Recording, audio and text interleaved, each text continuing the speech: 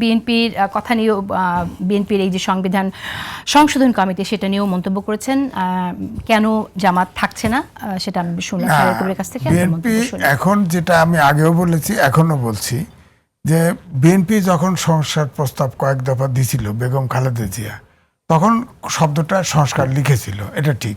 এটা সংশোধন বলেন আর সংস্কার বলেন একই কথা, কিন্তু সংবিধানে কিন্তু উনি ভালো জানে সংশোধন আছে, সংস্কার কোথাও নাই। সংস্কার নাই, রিফর্ম নাই, না সংস্কার শব্দটা সংবিধানে নাই। হ্যাঁ, এটাই সংশোধন আছে। হ্যাঁ, সংশোধন অ্যামেন্ডমেন্ট করতে পারবেন, সংস্কার করতে পারবেন না। হ্যাঁ, তো সংশোধন আপনি করবেন। কিন্তু আমি দেখলাম যে সালাউদ্দিন সাহেব বলছে যে যেটা ৭ অনুচ্ছেদে কিছু ম্যান্ডেটরি ইস্যু রাখছে, যেটা সংসদ শেখ হাসিনা করে থেকে গেছে, যে এটা সংশোধন করা যাবে না। তো সংসদ যদি একমত হয়, সেটা তিনি বলছেন আমরা সংসদে একমত হলে করা যাবে না কেন?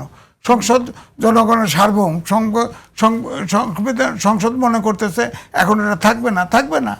তো আমার বক্তব্য হচ্ছে মৌলিক যেসব জায়গায় শেখ হাসিনা বেরিয়ে করে দিছে সেই সব জায়গায় একমত হয়ে সেগুলো সংশোধন করে ফেলুক, বাদ দিয়ে দিক।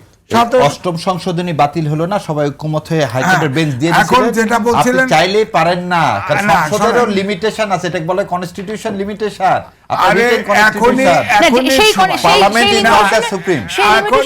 আরেকটি ব্যাখ্যাও আছে যে ওই লিমিটেশনের কারণেই আসলে যেভাবে গণভোটটা হয়েছে সেটা হতে পারে না।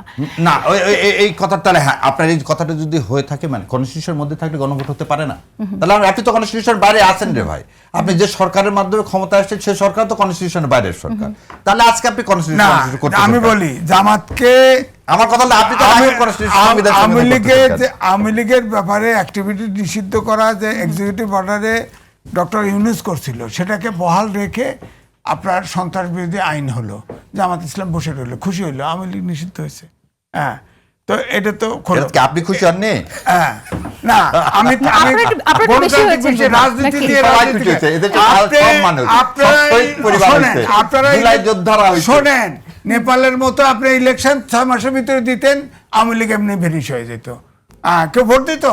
আপনি ইউনিসের পক্ষে থেকে সরকারের পক্ষে এনসিপি জামাত থেকে সরকারের সাথে ইলেকশনটা হইতে দিলেন না, এবং ইউনিসও ভাবলো যে এটার ভর করে আমি ডিপ স্টেটের কথা কইছে না সজীব ভুইয়া, 29 সাল পর্যন্ত ক্ষমতায় থাকার চেষ্টা করছে, তো চেষ্টা করে দেশটারে ফোকলাও বানাইছে, দেশটা চালাতেও পারে নাই, এবং ইলেকশনটাও সবকিছু অবৈধ বানাইছে।